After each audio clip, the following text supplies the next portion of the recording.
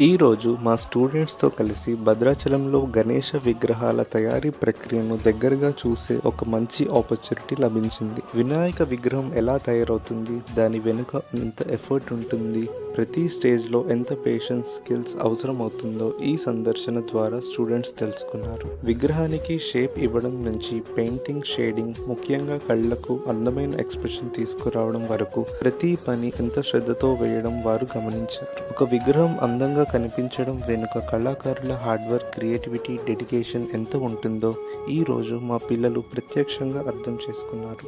కేవలం చూడటంతో ఆగకుండా స్టూడెంట్స్ కూడా స్వయంగా పెయింటింగ్లో పాల్గొన్నారు. తమ చేతులతో గణేష విగ్రహాల తయారీలో ఒక చిన్న భాగం కావడం వారికి ఒక స్పెషల్ ఎక్స్పీరియన్స్గా నిలిచింది. ఈ మొత్తం ప్రాసెస్ను స్టూడెంట్స్కి ఎంతో పేషెన్స్తో ఎక్స్ప్లెయిన్ చేసి వారిని కూడా భాగస్వాములను చేసిన టీంకి మా హార్ట్ఫుల్ థ్యాంక్స్.